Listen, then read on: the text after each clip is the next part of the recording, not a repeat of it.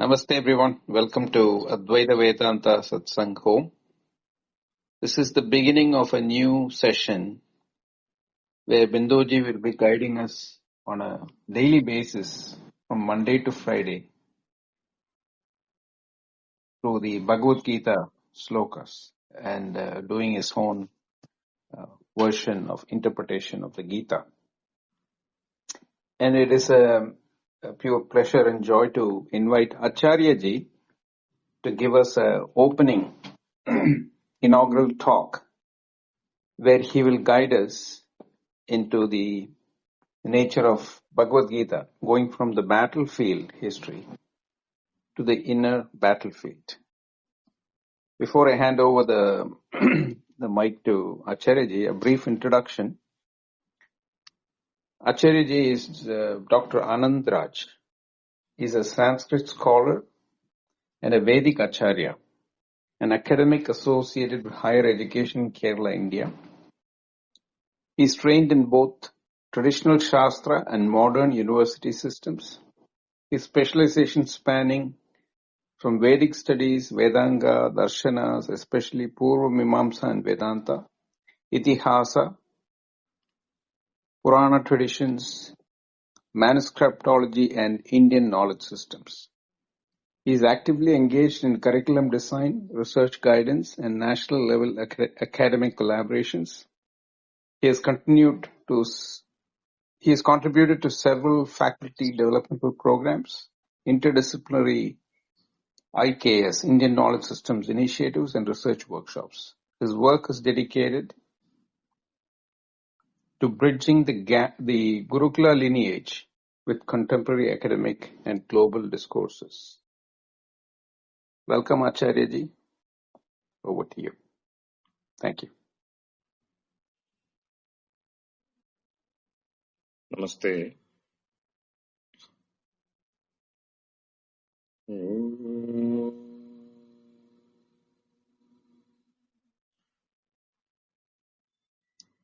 Shanno Devi Rabhishtaya Apo Bhavantu Pitayi Shingyo Rabhisravantuna Om.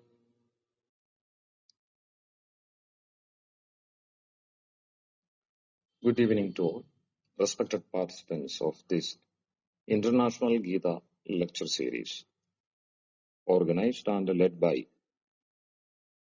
my dear friends Bindoji and Prakashji.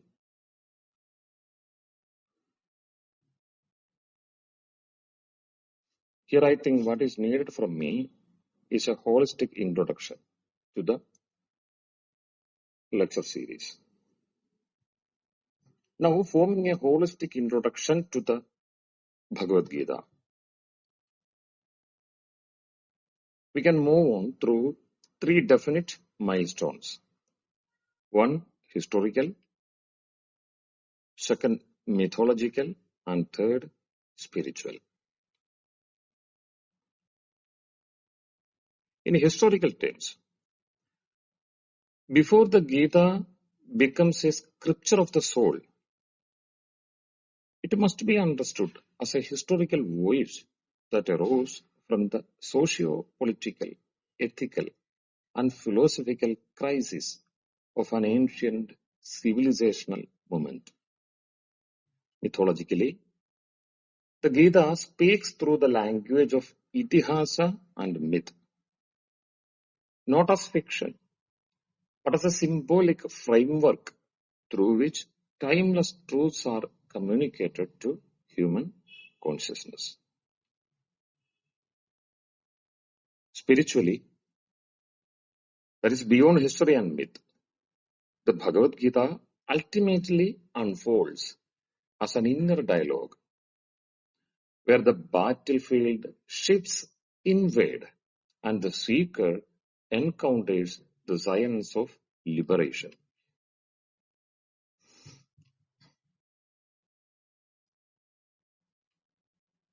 Now we can have a general preface to our introductory lecture.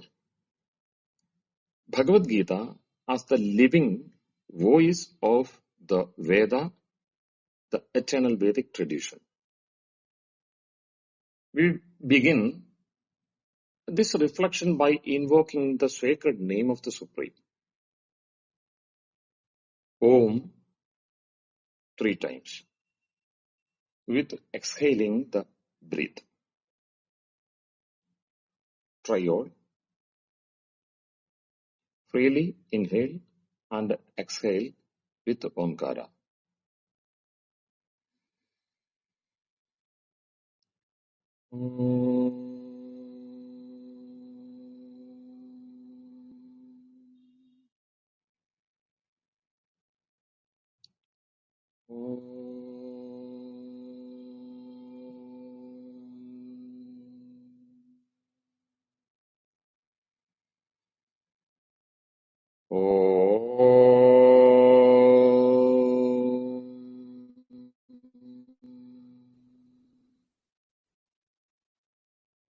Okay. The Supreme Being, Brahma, the eternal source of all knowledge. And by inviting through this breath and pranava, we invite ourselves into the inner vision of the Bhagavad Gita.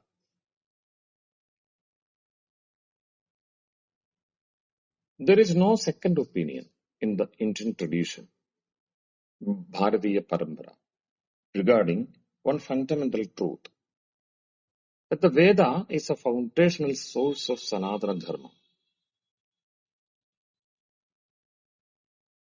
In parts, the 4 Vedas, Rigveda, Yajurveda, Samaveda, and Atharva Veda, together form a unique civilizational treasury of knowledge, addressing not merely ritual or belief, but the very structure of existence, karma, rebirth, liberation, the soul, God, and the primal nature of reality. According to the Vedic worldview, this knowledge was not authored by human intellect, but revealed by the supreme reality itself, transmitted through enlightened years of extraordinary purity and insight. And for the most of its eternal relevance, it is apaurushaya, impersonal, that it is for all living species or souls. Yet here arises a historical and existential challenge. We are living in Kali Yuga, an age in which the majority of humanity is neither capable of direct Vedic study nor equipped with the disciplined inner refinement of ancient seers, rishis. Now the question, does this mean that liberation is closer to humanity today? If that were so, Kali Yuga itself would become meaningless, especially in the divine order. The Vedic tradition firmly rejects such a conclusion. Every age must retain a viable path to liberation. Brahman is everywhere, at any time, freely reachable to mankind. Creation itself is not meant merely for enjoyment. Therefore, liberation is necessary, inevitable. The creation is meant for transcendence through experience, worldly experience.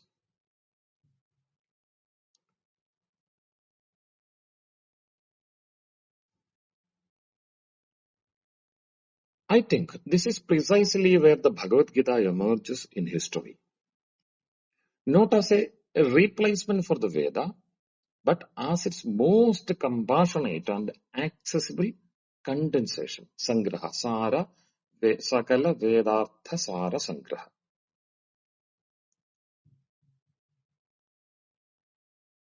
See, as I could metaphorically hold, Gita is the final radiant link of the Vedic chain.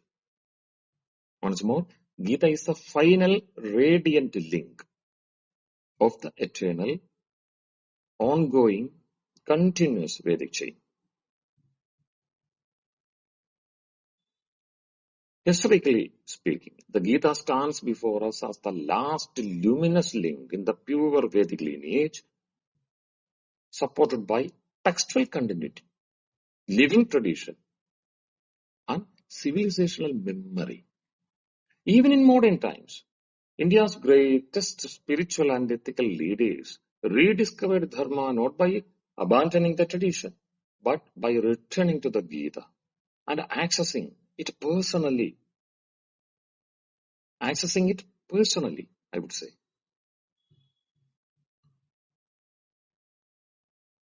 The beginning of Kali Yuga, traditionally dated to over 5,000 years ago, marks a crucial transitional moment for mankind. At this threshold stood our teacher, Acharya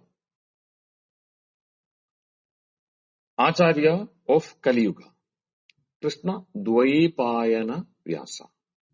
Dvaipayana,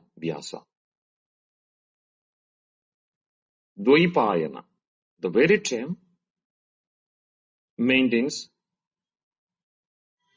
the meaning, inherent meaning of transition. He was the compiler of Mahabharata and the architect of Vedantic vision, Brahma Sutra. Vyasa was not merely a historian, because Mahabharata, we regard it as an epic, where we find Gita in the middle portion. Vyasa was not a merely historian or a poet. He was really a bridge between epochs, yugas, divinely empowered to transmit the vision, the wisdom of earlier yugas into a form suitable for humanity's changing capacities. Just as Valmiki received Rama in the Treta Yuga, Vyasa received Krishna at the end of the Dwapara Yuga. Krishna, a human embodiment of divine wisdom. Sri Krishna lived as a human being, yet one in whom divinity was fully manifest. Purna Avatara, Purushottam. And Vyasa composed the Mahabharata to present this divine human life as a model for Kali Yuga humanity. That is for us. When Vyasa and Krishna come together, not came together, come together, history receives not merely an epic, but a spiritual manual for crisis-ridden humanity.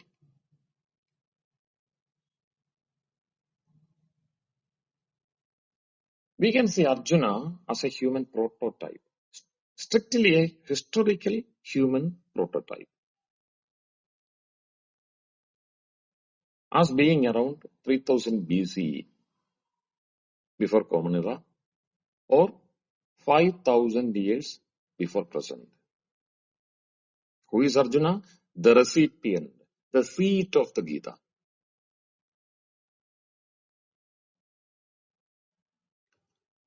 Arjuna is not portrayed as a weak or ignorant man in the Itihasa, Vyasa's epic.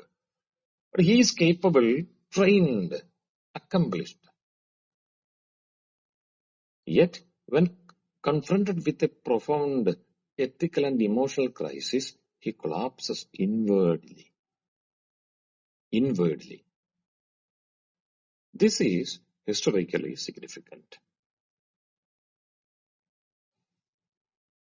Because Arjuna is not an exception.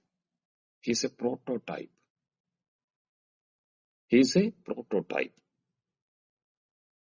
that he represents all of us, the humanity itself, competent in ordinary circumstances, but inwardly paralyzed when faced with moral complexity, responsibility, loss, and doubt, existential doubt. Vyasa, the great teacher, the Yuga Rishi, understood that such a crisis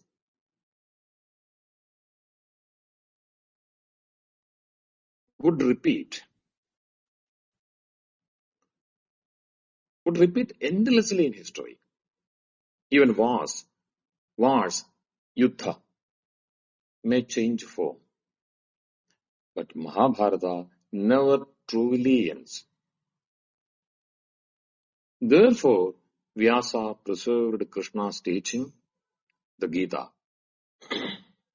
in refined Sanskrit, Sanskritam, Sumadhura, Sanskritam, so that any generation without direct access to Vedic ritualism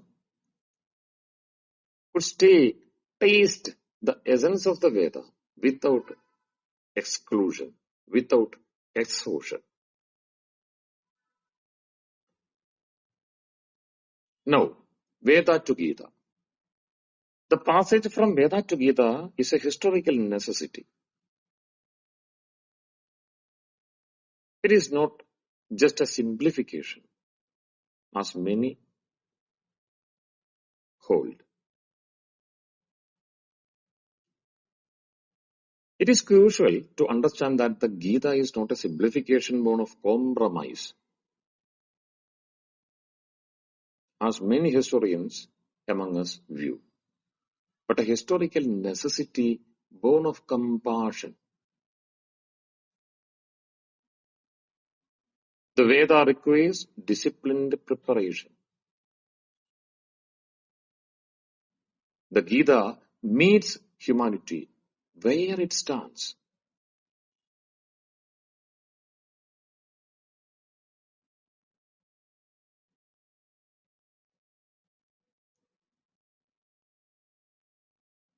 Prajwalito jnanamayah pradeepah.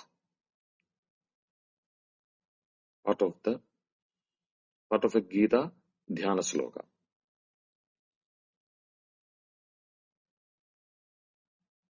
I think it is about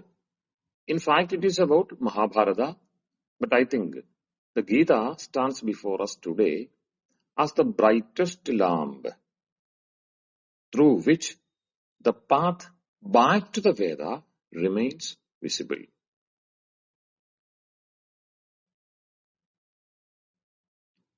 Gita is a reliable, straight, direct path or passage to the Vedic wisdom.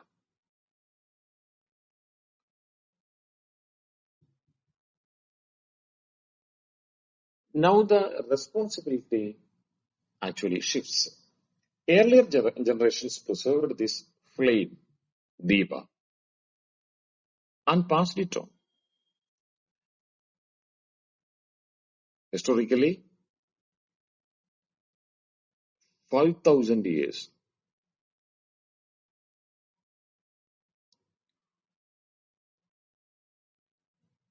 Today we are the ones who must pour oil into this lamp, not merely by reading the Gita, but by living its vision and transmitting it responsibly to the next generation.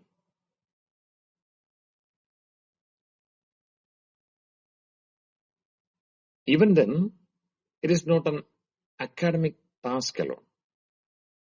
It's a sacred commitment. Here, I congratulate Binduji and his pupils.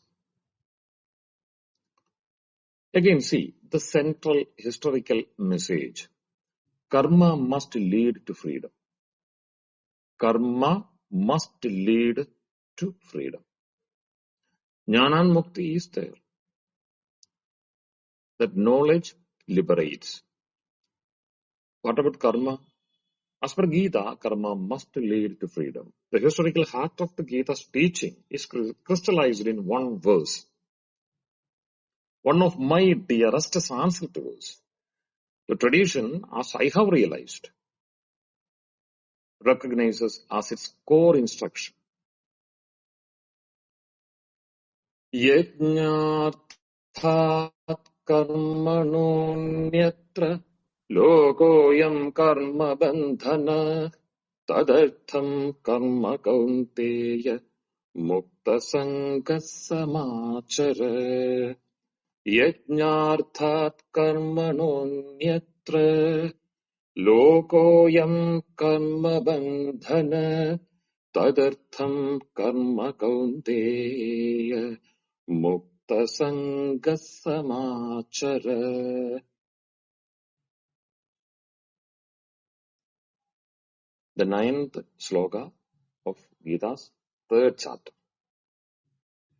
This verse answers humanity's oldest historical problem, I think.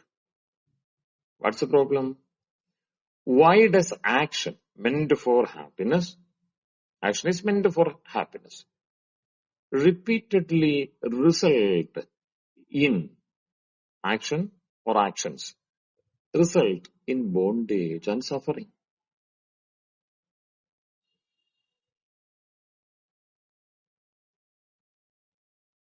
The question, I would repeat, why does action or actions, human actions, fundamentally actions, karma is meant for happiness. Prayojanam anuddishya mantopi na pravartate. It should result in happiness. But actually, what we see, action repeatedly results in bondage and suffering.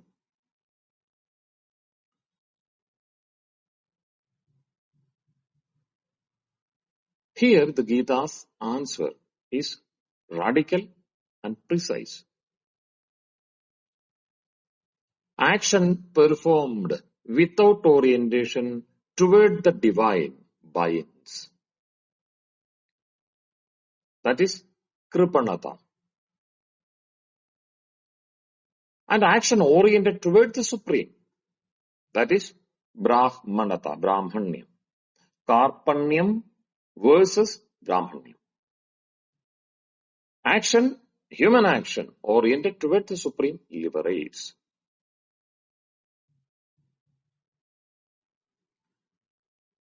Yajnarthat karmanonyatra. Here yajna does not merely mean ritual. It signifies the supreme as the cosmic principle of harmony and justice. Kripanata in mankind, kripa in the Supreme Lord. Kripalu, Dayalu. When action is directed toward that principle, it becomes purifying, stabilizing, and ultimately liberating. It's a simple sense of Bhagavad Gita.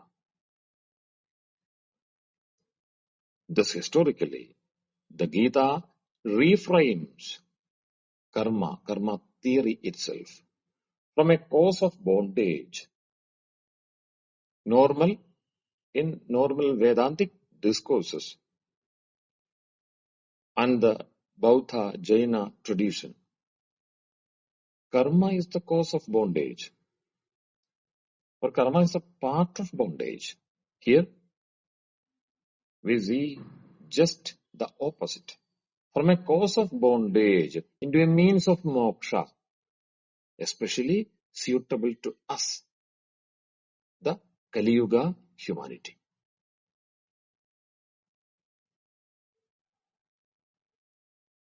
Not for long, I am closing the preface here. What we have seen so far is this. Historically, the Bhagavad Gita is not an isolated scripture, but the Veda speaking in human time. It is the Veda speaking in human time, addressing real crisis through a living teacher to a struggling human being. The living teacher, Krishna, Sri Krishna, Bhagavan Sri Krishna, and the struggling human being, who should be regarded as a seat of Gita, Arjuna, and through him to all of us. From here, we now move to the history onto mythic symbolism and the genuine philosophy or spiritual philosophy, where these truths acquire depth, resonance, and universality beyond mere chronology.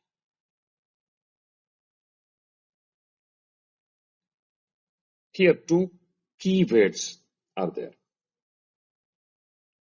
In the first part, the historical gleanings. Kurus and Kurukshetra. Kuru, Kurukshetra. Kurunam, Kshetram, Kurukshetra. The two key words to grasp the historical ground of the Gita.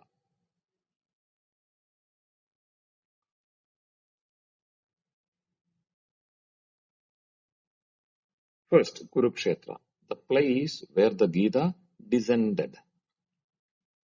In the Aryan lineage, Kurukshetra was once the abode of Dharma and later became the decisive field where Dharma and Adharma confronted each other. It is an ancient Vedic land preserved by the Kuru dynasty, who functioned as guardians of Vedic Dharma.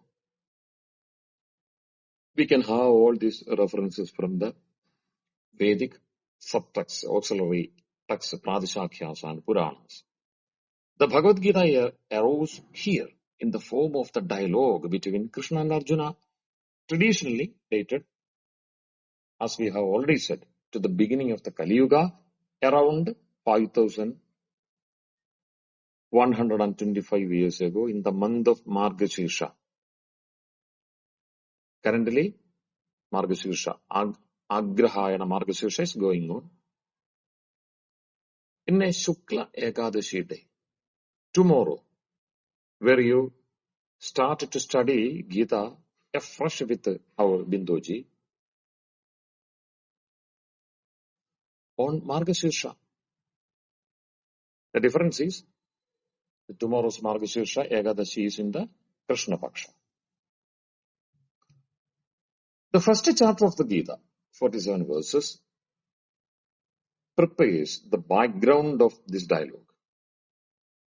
Vyasa, while presenting the divine teaching, occasionally inserts his own narrative lines to shape the context, of course, dramatically. And classical commentators like Adi Shankaracharya, treat this opening section as a deliberate exposition of Shoka and Moha. Shoka means grief, Moha, delusion, which are the seeds of samsara. The prolonging, mundane experiences common to all beings without commenting each verse.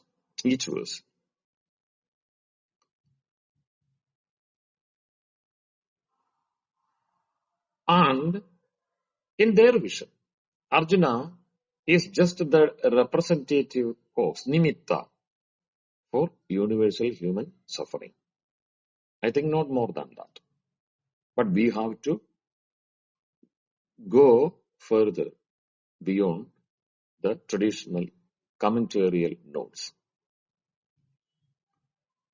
See, two dynasties were there, and still the pathways are running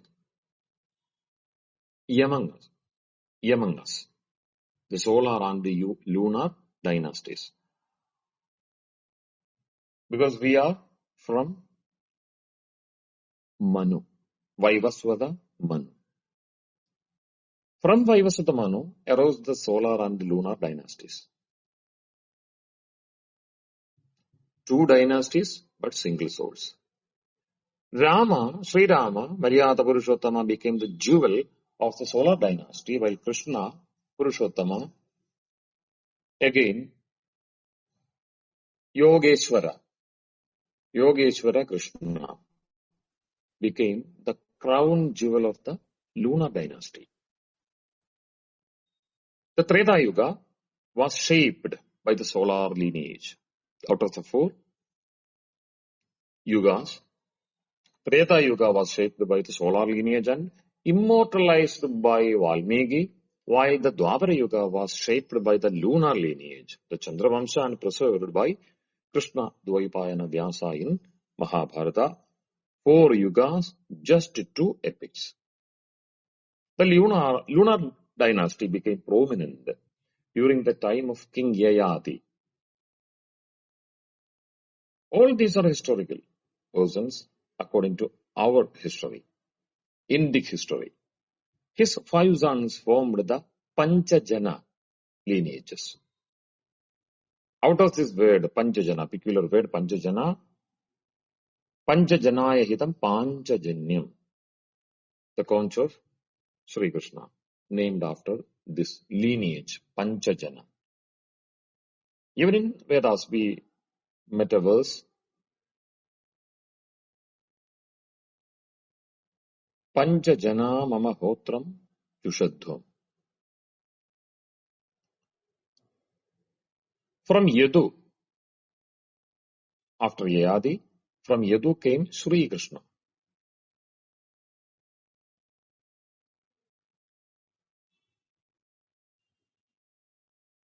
Yadu, Puru, etc. are the sons of Yayadi. From Yadu came Sri Krishna. From Puru came the Kurus. And through them, the Kauravas and Pandavas, thus making Krishna and Arjuna kin, Bandhus, within the same lunar heritage. Not three terms, rhyming terms, Puru, Guru, and Kuru. Etymologically and culturally, Puru signifies one who preserves and fulfills. And Guru, the same Guru, as we conceive now. Guru, one who transmits Vedic knowledge and conduct. Not mere knowledge, but conduct. Ajara also. Guru, one who acts. One who acts decisively. Not mere action, but decisive action.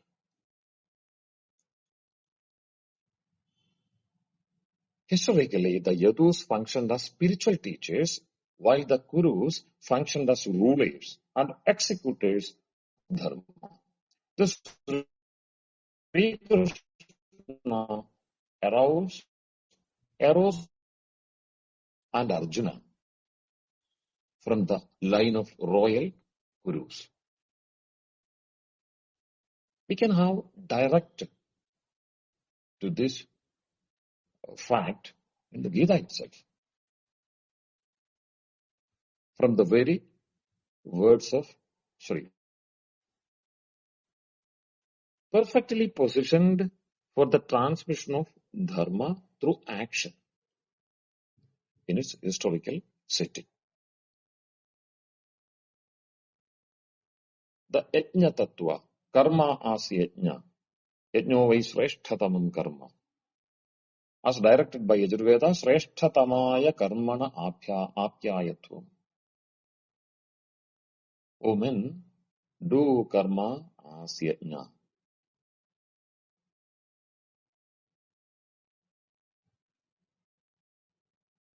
Sri Krishna reinitiated the Vedic Yajna Karma Pathati.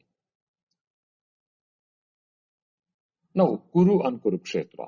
The Kurus were renowned for moral seriousness and disciplined action. Kurukshetra lay in the sacred Brahmarshi region as Manu depicted, between the Saraswati and Drishadwati rivers, with Hastinapura as its capital. Ancient Vedic texts and grammatical traditions, the Pradishakyas, testify to its fame. King Kuru himself transformed a wild forest into fertile land through agriculture and yajna,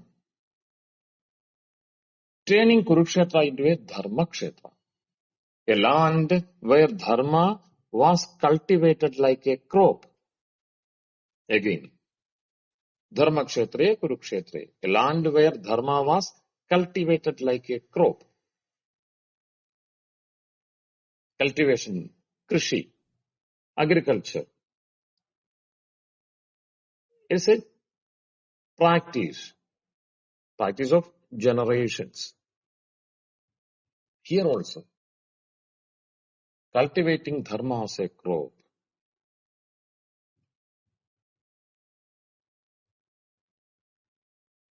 Now, Kurukshetra, the connection between Yajna and Yuddha, war. The Kurus performed Vedic Yajnas, even up to the Ashwamedha, and conducted warfare according to Dharma. Warfare according to Dharma. Warfare is also, or was also treated as a part and parcel of the Yajna. Daily routine. Classical texts affirm that the Kurus fought through Dharma and for Dharma.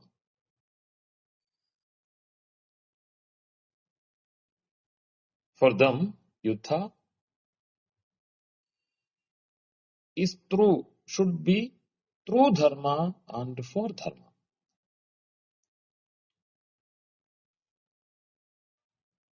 That is, according to our history, Indic history, Kurukshetra was not merely a battlefield,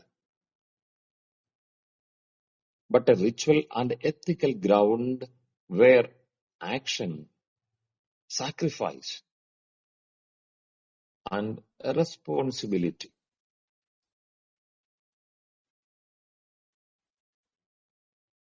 Now, we can have the meaning of yajna as a responsible action.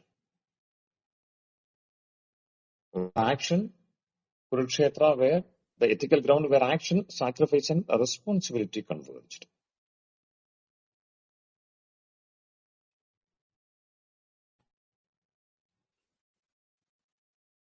Now, Kurukshetra as the field of the Mahabharata war.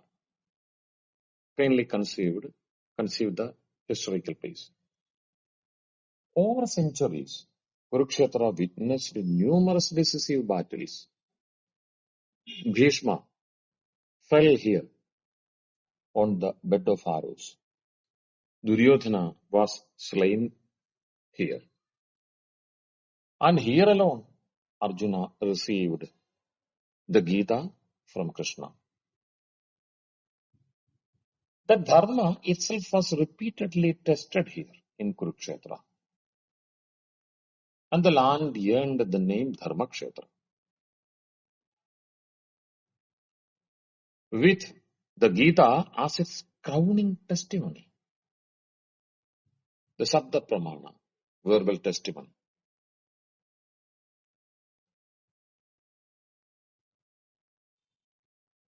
Now, come to Dhritarashtra, Dharmakshetre, Kurukshetre. Dhritarashtra's Kurukshetra, the opening words of the Gita are spoken by Dhritarashtra. Who is Dhritarashtra? Janami dharmam, janami dharmam, nacha me pravritti, janamya dharmam, nacha me nivritti, kenapi kamena hriti sthitena, yadhani yuktosmi, Tadhacharami Dhritarashtra, the very man who said the opening words of the Gita. One who knows dharma but cannot act upon it, and who knows adharma but cannot abandon it. His question reflects anxiety rooted in attachment to his sons.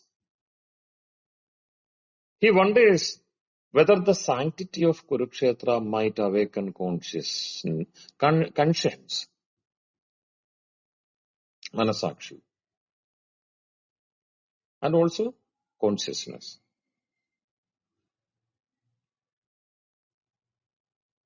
Either restraining his sons or empowering the Pandavas. His inner blindness mirrors the moral crisis of the age. Here comes the perfect Vyasa's design. Krishna, Arjuna, and their unity. Vyasa deliberately frames the Gita through Dharma Shastras,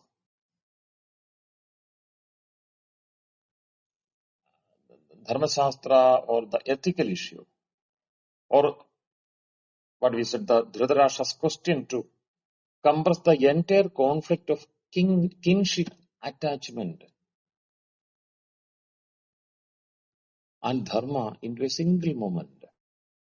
Dharma kshetre, kurukshetre. Gita's message of unity, panchajana, in the varna fold and without the dharma varna fold. Constitute the panchajana. For Varnik, the Chaturvarnya people, and all the other.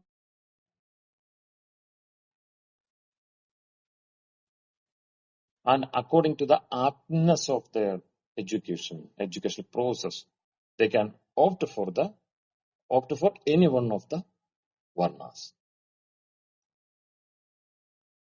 And in our Vedic terms, the mankind is panchajana. Therefore, in the Veda, panchajanaya mama hotram jushatvam is spoken precisely when the lunar dynasty stands fractured by possessiveness and delusion. The representative is Dhritarashtra himself. The dynasty, the whole lineage is in collapse. Only Sri Krishna fully understands the path of victory in a Dharmakshetra. Yet, the true obstacle to Dharma's triumph, victory, must first be revealed. And see, that obstacle is not Duryodhana, but Arjuna's collapse into grief. Arjuna, the Netas, the Maharathas, collapse into grief and confusion. Therefore, Arjuna alone becomes the proper recipient or the seat of the Gita. Now, let us turn to ourselves, our Kurukshetra. The question finally turns toward us. Can Arjuna stumble in Kurukshetra, the very land sanctified by his own predecessors, the Kuru's Dharma? Can the field of Dharma become the field of Adharma? These questions bring us to our own Kurukshetra, where the Gita continues to arise as a temple of Dharma and a school of right action. Thus, Kurukshetra forms the historical ground, but Arjuna becomes the living seat of the Gita, the living seat of the Gita. We all are Arjunas. To understand the Gita fully, we must now turn from land to person, from Kurukshetra to Arjuna, where traditional commentaries do not supply any more valuable links. All these portions left uncommented by even the great preceptor, Acharya Shankara.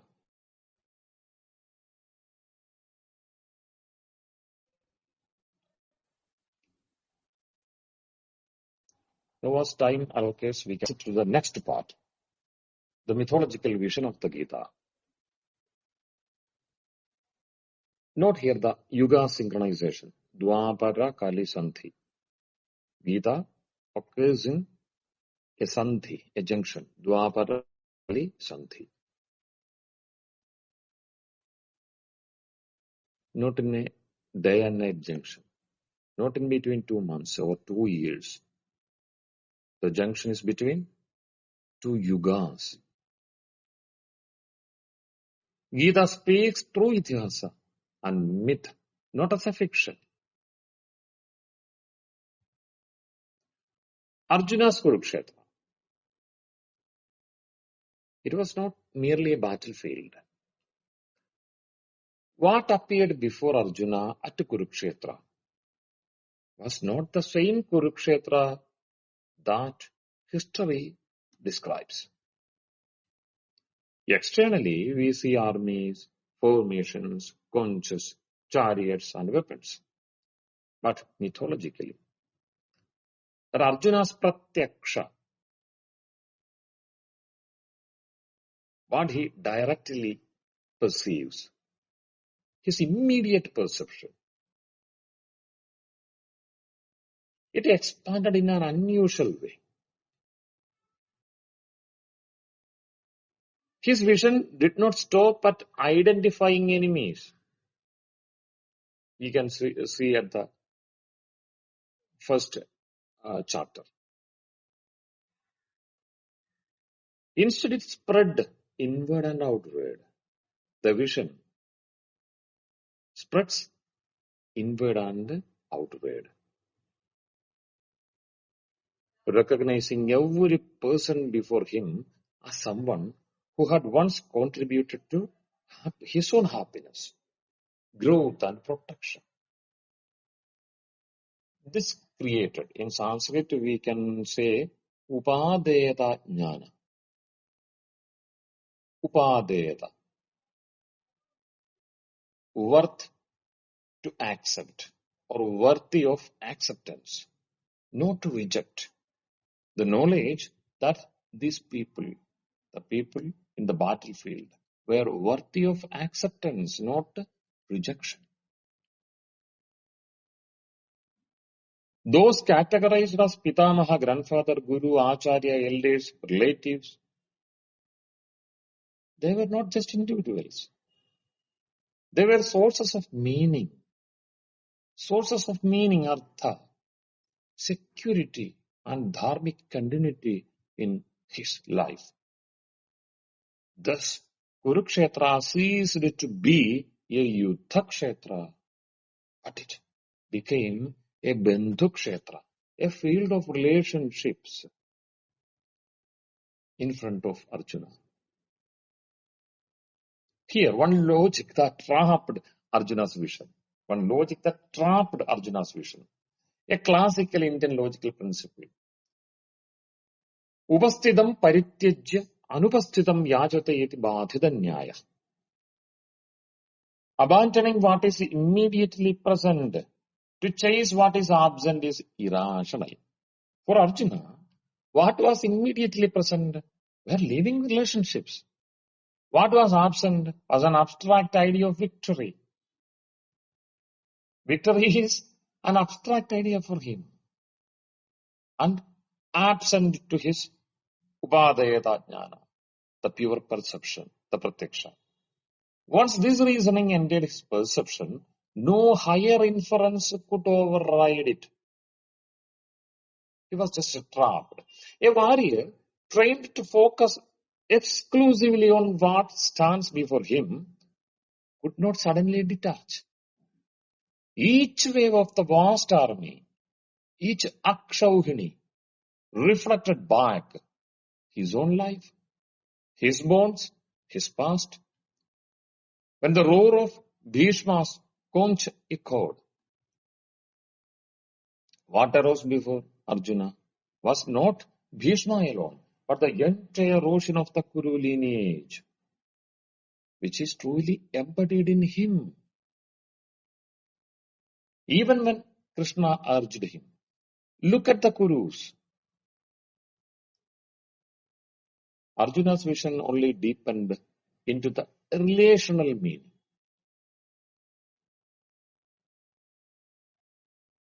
That from enemy to ancestor.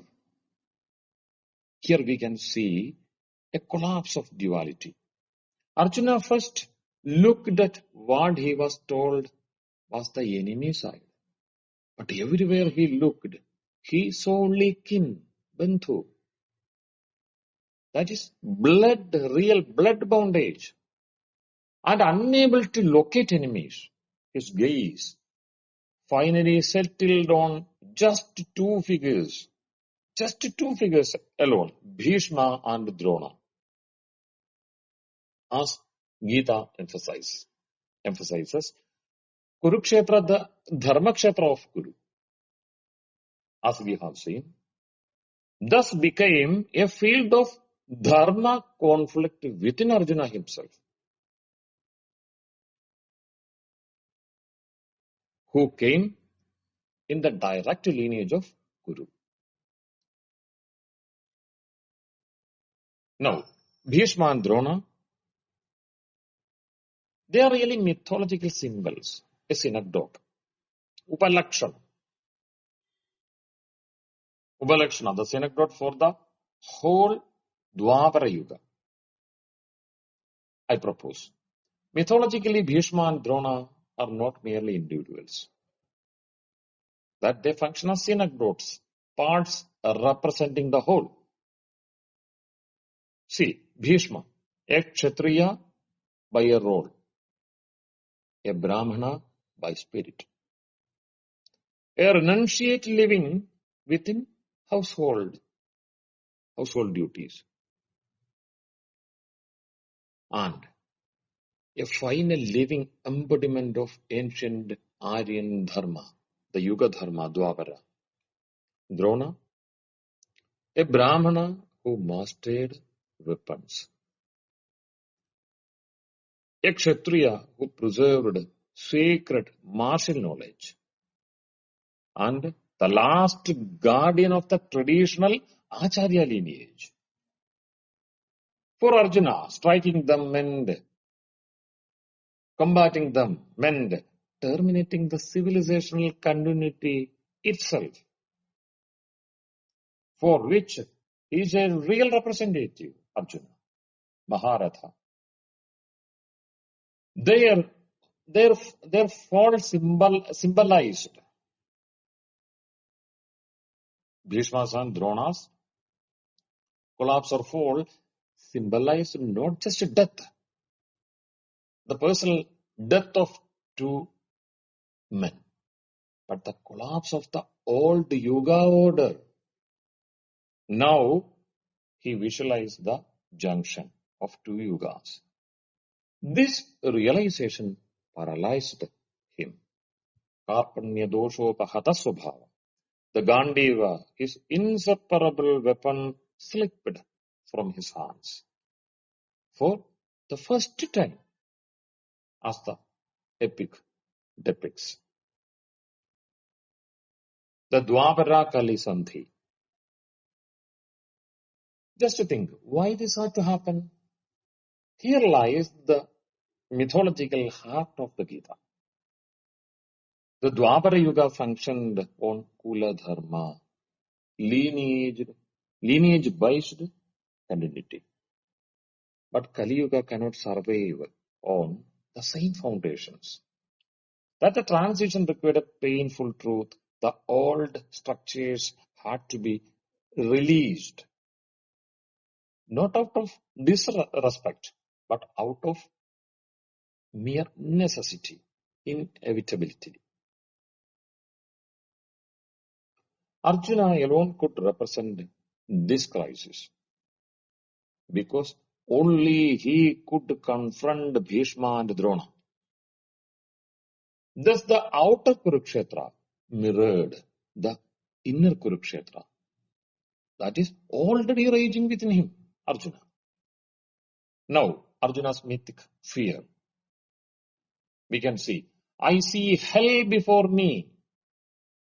He utters, I see hell before me. Arjuna now saw no kingdom worth winning. Without lineage, without elders, without the dharma bearers, what meaning could sovereignty triumph have? To kill the universally revered elders of the race appeared to him as the surest path to Naraka. It will not be a victory.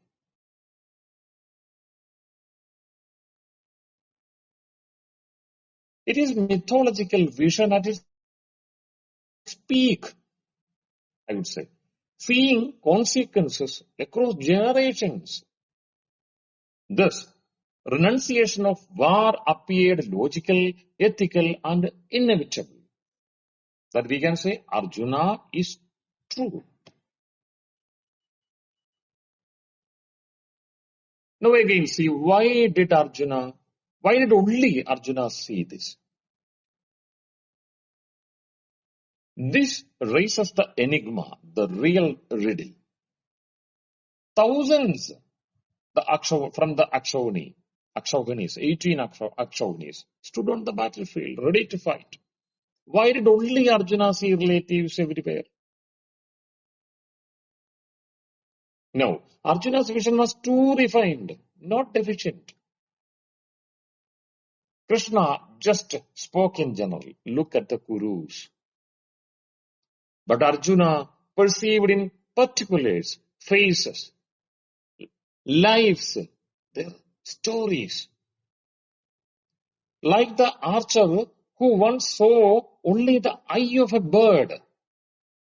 Now, Arjuna saw every leaf, every branch, every root of the forest. That's the command from Krishna. Partha Pasyaitan Samavetan Kuruniti unfolds mythologically. Arjuna saw fathers, grandfathers, teachers, uncles, sons, friends on both sides equally. All the enmities vanished. This is essential to the Kurus and their nature of dharmic war. The Kurus were not aggressors as we know the Indians, the indigenous Indic people are, even now. We follow the Kurudam. The Kurus were not aggressors driven by greed. They ended war only when all alternatives for sustaining dharma failed. Dharma Kshetra again, Dharma Kshetra, Kurukshetra. Kurukshetra was sacred precisely because war there was governed by the ethical restraint and not rage. Yet now the sacred field stood at the edge of civilizational exhaustion. The Kali, Dwapara, Sandhi. Guru, who once plowed the land to cultivate dharma, now saw his lineage facing dissolution. Here, Arjuna's median position, the mythic mediator, Arjuna. Standing between both armies, Arjuna occupied the mythic position of the mediator of these yugas, yuga dharma. Like one placed between two beloved disputants, he instinctively stood at the center. Madhye Ratham Sthapayame Achyuta.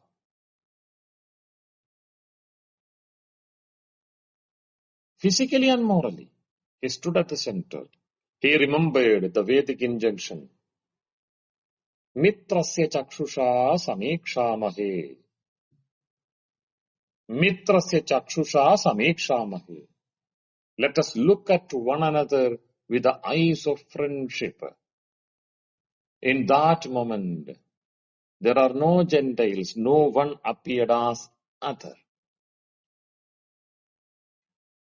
Here, we should think the mythological meaning of Arjuna's Vishada, Arjuna Vishada Yoga. Without knowing the Vishada and Vishada's Yoga, we couldn't comprehend the Gita. Thus, Arjuna's sorrow is not weakness. It is the necessary threshold of Yuga transition. Before a new dharma can be revealed, the old dharma must be fully seen, honored and released. Only then can the Gita speak. Now, as time permits, we can transit to the spiritual segment. History gave us Kurukshetra. Mythology revealed Arjuna's vision. Now, spirituality begins, where Krishna transforms this collapse into awakening and sorrow into yoga.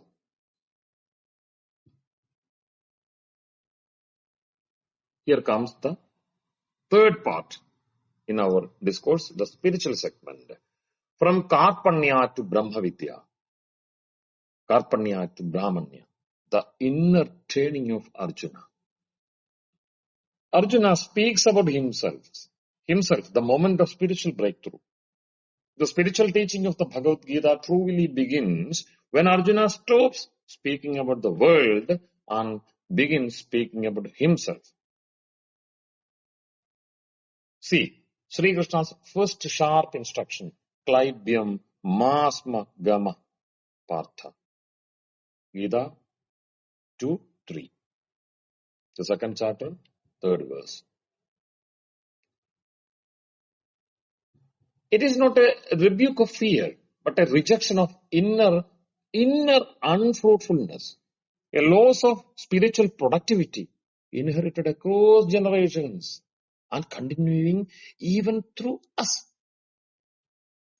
Immediately after repeatedly declaring that he cannot kill Bhishma, Drona, or any of his kinsmen, Arjuna finally diagnoses his own condition in Gita, second chapter, 7th verse. Karpunya doshopahata swabhava prichhami tvam dharma sammudha chetah yachreyasyannischidam bruhi tanme shishyasteham shadhimam tvam prapannam. Shishyasteham shadhimam tvam prapannam. This verse is a spiritual hinge of the entire Gita. What Arjuna confesses, we can extract or deduce 8 spiritual realizations. Arjuna admits, first Karpanya, the inner poverty.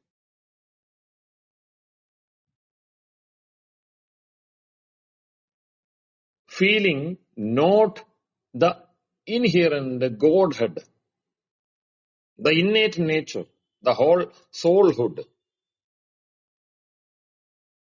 The inner poverty, Karpanya, has damaged his very nature.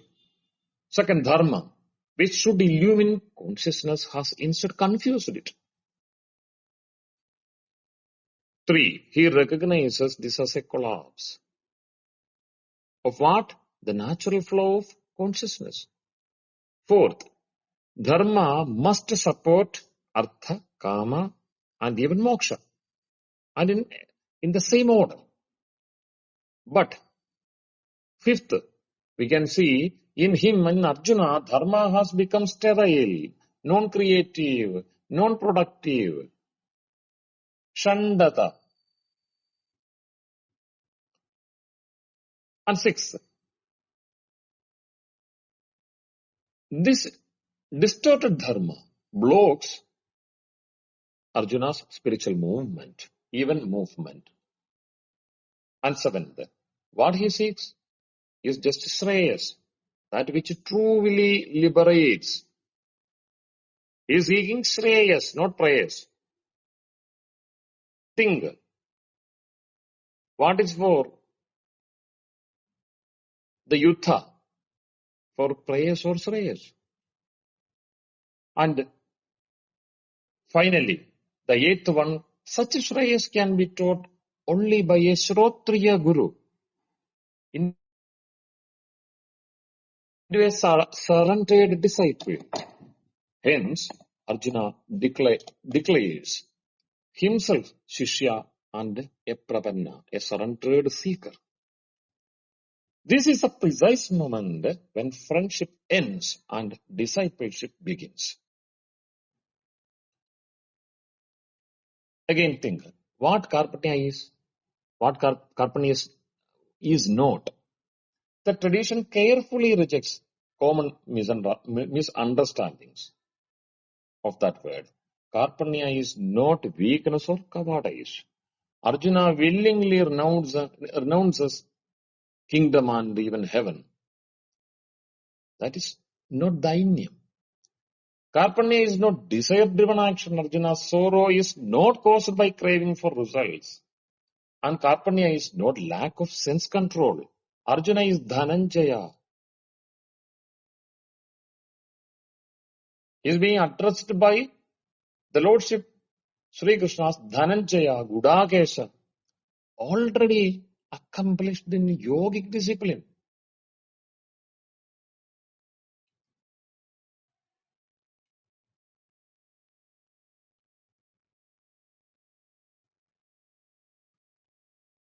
I think we have to conclude.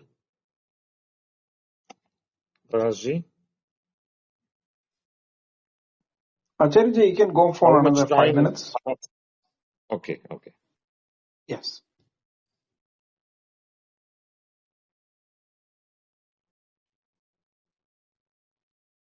Why Arjuna must surrender?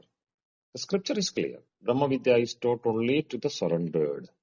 When doubt arises, how can a friend become a guru? Arjuna resolves it by declaring, I am now your disciple. With this, the final barrier falls. Here, the Gita spiritual mission, especially at the Dwapara Kalisanthi, the Bhagavad Gita flows forth as nectar for those who confuse compassion with weakness. Kindly note, for those who confuse compassion with weakness, for those who hold dharma yet become inwardly sterile, and again those trapped in karpanya while seeking dharma, righteousness. And his mission is clear, to lead humanity from karpanya to brahmanya, from kripanata to brahmanata, from confusion to clarity, and strictly from action bondage to self-knowledge, Atma-vidya. Now we can unify or brief the three segments. First, the historical segment. Srimad Bhagavad Gita holds the status of Sambhurna Veda Sthaniya, corresponding to the Veda in scope, purpose and authority even. The Gita is explicitly described as Samasta Vedartha Sara Sangraha, essence of all Vedic meanings, and Trikandatmaka. Trikanda, three kandas, karma, upasana, and jnana together. Sarva Shastramaya, containing all Shastras in seed form. Thus, the Gita is not a later philosophical text. I would emphasize here, it is not a later philosophical text, but a civilizational condensation at the Dwapara Kali threshold. And as per my insights, Kurukshetra as Dharmakshetra is not merely geographical or even epic. It is historically the last Vedic laboratory where all Shastric, the Indian scientific paths, converge before Kali Yuga fragmentation, which we face now. The second, the mythological segment, we can abridge. Arjuna's Bandhu Darshana. Bhishma and Drona as not just two individuals, but as civilizational symbols. And through them, the transition of Yuga, Kali, Dwapara, Sandhi. Here, the most important doctrinal insight is directly reinforced. The Gita's method is Samanvaya. Tattu Samanvayad, as Vyasa himself states in the Brahma Sutra, the fourth sutra of the Brahma Sutras. Samanvaya, synthetic integration, not sectarian absolutism. That is Gita's method. And in our mythological framing, all ancient Vedic and Veda-related streams, Sankhya, Yoga, Pancharatra, even Pashupata, and so on, merely merge naturally in the Gita. Bhishma and Drona thus represent not merely elders, but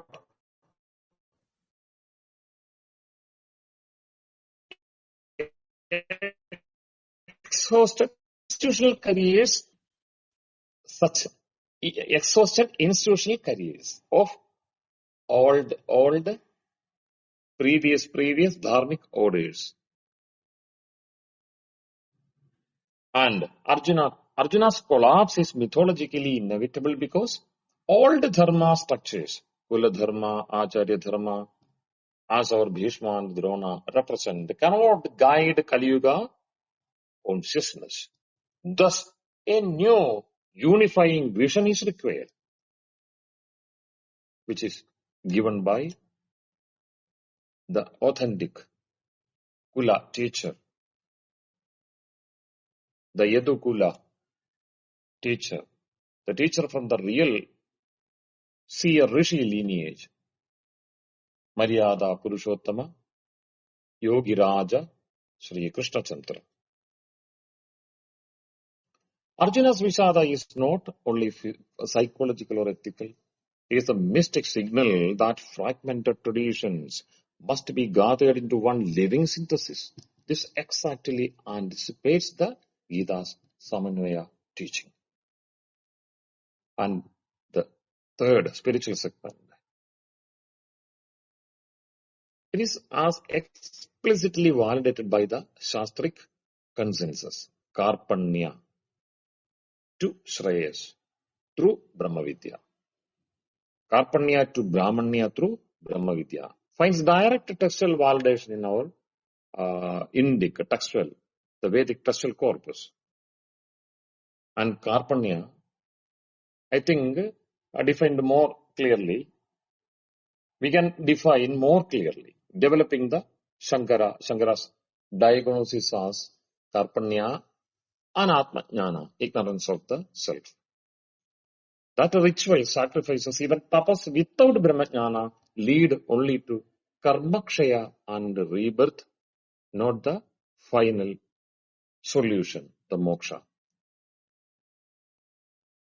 Here, I am winding up my session with a citing from Brihadaranya Upanishad. the third chapter, 8th Brahmana and the 10th verse, which gives us a distinction between Kripanata and Brahmanata. Kripana, the one who does not know Akshara. Brahmana, one who knows Akshara. Akshara means the eternal. Perfectly angles Arjuna's movement from compassion collapse to Brahmavidya.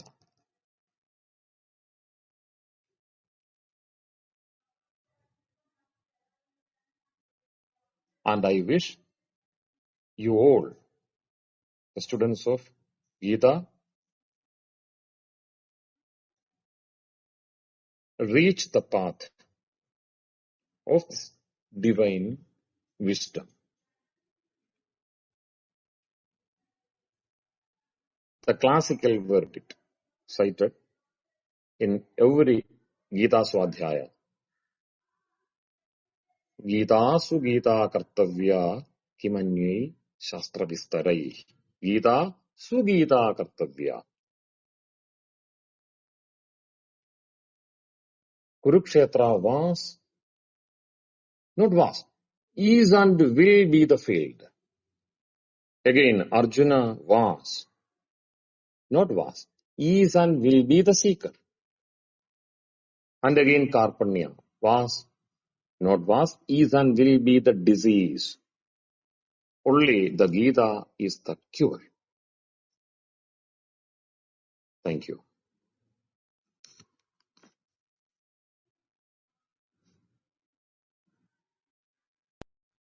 Prakashji, Om.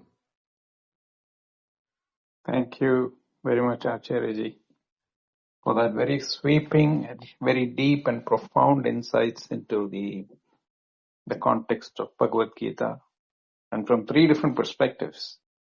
It is a phenomenal, deep view. So we, on behalf of all the members of the house, we profoundly thank you for giving us this beautiful exposition of what Gita means.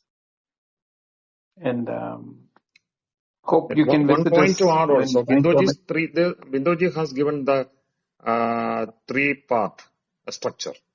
And it mirrors a more integrative method, I think. History, myth, spirituality. History, myth, spirituality. Again, karma, upasana, and jnana. In our modern words, external order, okay. History, karma, external order. Myth, upasana, symbolic crisis. Spirituality, jnana, inner liberation. Okay. That I think this alignment gives our upcoming Gita lectures on implicit Shastric legitimacy. It is according to perfectly aligns with the Shastric tradition. Thank you. Okay, thank you very much, Acharya ji. Bindoji, if you want to add a few words, and then we are going to discuss that. Yes. Yeah. Thank you, Acharya ji, for your excellent presentation from the history point of view, mythological point of view, and the spiritual point of view, where we got the glimpse as to what makes this Bhagavad Gita a unique encyclopedia for human endeavor to culminate in the spiritual success. There is no words I can, use for thanking you for this excellent elaboration and presentation given. And our attempt from tomorrow onwards will be to synthesize the historicity, the mythological aspect, and the spiritual aspect to a modern man. How does Bhagavad Gita become the handbook for living? That is the purpose for we'll be proceeding tomorrow onwards. And you have set the context the best way possible, and I'm extremely grateful to you for having agreed to come and do this presentation. Thank you, Acharya once again for your wise words. Namaste, namaste, Binduji. We don't have much time. We'll take one or two questions.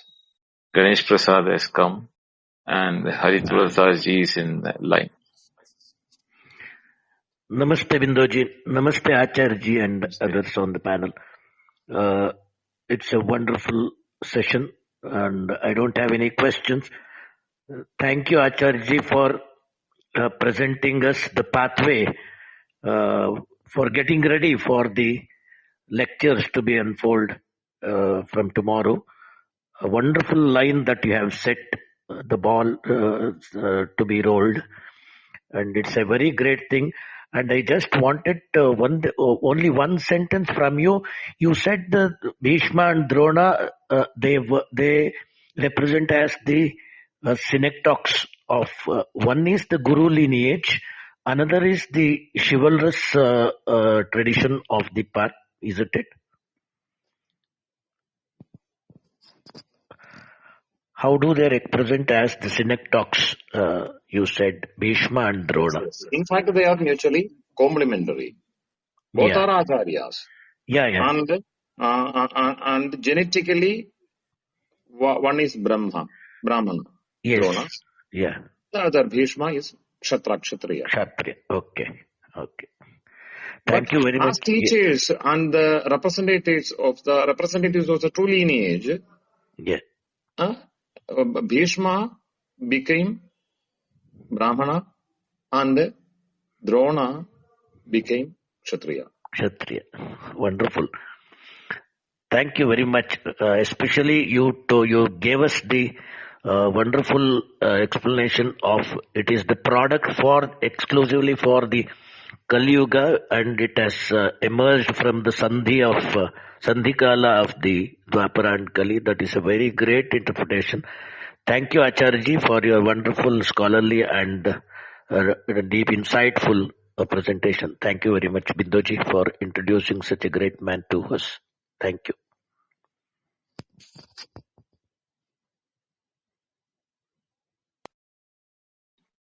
Hari Dasti, over to you.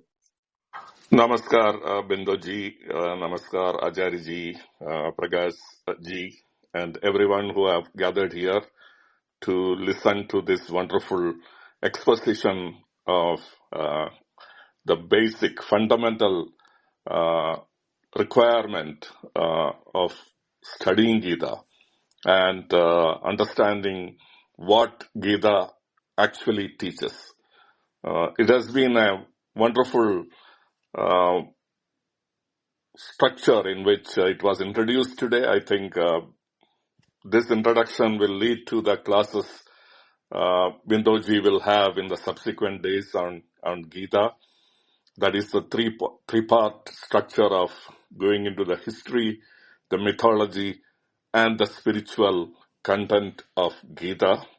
And I am not here to ask any question, but just summarize my understanding of this tripartite structure of Gita study, which is to look into dharma in history, the conflict of dharma and adharma in the historical context, looking at meaning in the mythological context, meaning of what Bhishma and Drona stands for. I was reminded of reading Carl Gustav Jung's Man and His Symbols while listening to Acharya's exposition of meaning in the mythological aspect of Gita. Jung may have studied Gita. He has studied a lot of Sanskrit text, and his understanding perfectly reflects what you have said today. And finally, the spiritual aspect, that is looking at Akshara, someone who has Akshara and someone who wants to have Akshara, and attain Brahmanahood through Brahma Vidya. That is a spiritual endeavor of every person. And this has given new insight on Gita as the unbroken chain of knowledge that is coming from Vedas to present day. Gita stands in Kali Yuga, the path of knowledge, the handbook or kind of a manual for action in Kali Yuga, and it is very well said by, exposed by Acharya here. We look forward for classes from Bindoji on various aspects in this tripartite structure in each verse of Gita as we go forward. I thank everyone, Acharyaji, Bindoji, Prakashji, and everyone here once again for this wonderful session, and look forward for the subsequent sessions. Thank you.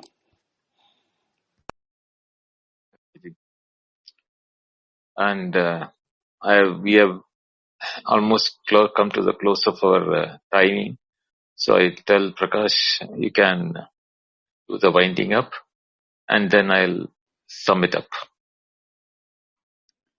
Okay. Thank you, Bindoji. Yes, thank you, Acharyaji, first of all, for giving us this precious time. And I know you're traveling and you are in a very sanctified place. Wishing you all the best there. But deeply respected thank you from us in the group and from all of us who have been asking questions and listening to you. To the members for having attended, a big thank you. This is the beginning of journey into Bhagavad Gita, and Acharyaji has opened the gateway for that. And the sessions are going to be at 8:30 p.m. IST, daily from Monday to Friday. And then the Saturday is a day off, and Sunday there will be an open discussion at the same time, 8:30 IST. If there's no other, so Bindoji, over to you. Thank you, Prakash. Thank you, Hari Tulasidas ji and Ganesh Prasad, for your presence here in the panel here. I have as I said earlier, Acharya ji has made my, commencement of Gita much easier for me by presenting the three aspects of it, so that from tomorrow onwards, I am saved of time and effort for presenting this aspect. And that, the words which Acharya ji has put down will be the background through which we will be navigating in the Bhagavad Gita shlokas. Wherever it is, historicity has to be mentioned, that will come out. Where methodologically we need to understand the Gita, and when spiritual aspects come, where and how do we do that? All the three will be taken up by us verse by verse from Dharmakshetra, Kurukshetra onwards. And we will meet at 8:30 standard time of Indian Standard Time tomorrow onwards. Monday to Friday we will have classes, Saturday one day off, and Sunday will be the day for question and answer session. And with that, I thanks Acharya once again. Unless Acharya want to say something more, we can wind up the room, Prakash. Hari Om. Hari Om, Bindoji, thank you. Acharyaji, you want, we'll give you a closing remark and then we can close the room. Thank Over to you. you. Just to continue the Gita Swadhyaya with the essential insights. Gita is not triggered by Krishna's will alone. As an end note, I should add, it is by Arjuna's epistemic eligibility, a point often missed in popular readings. And as part of an Acharya lineage, I anticipate from you all tomorrow's peoples in this great Gita series. The epistemic, keep the epistemic eligibility just as Arjuna. And please kindly make Gita as simple as you can and live Gita. Gita Sugita Kartavya Kimanyai Shastra Vistarai. Just to continue the Gita Swadhyaya. Best wishes from my heart. Thank you all. Again, thank you very much, Thank Acharya. you. Okay, Binduji, go ahead, Thank, please. yeah, thank you. Thank you, Acharya. I wanted to say thank you. That's it. Okay. You can continue, Prakash. Yes. So we'll meet again tomorrow at 8:30 IST with Binduji leading the sessions. Come with your ears open and let's do the Sravana Manana with Binduji. And with that, Binduji, shall I close the room? Yeah. Thank you Okay. all. See you tomorrow. Good night and Hari Om. Hari Om. Good night.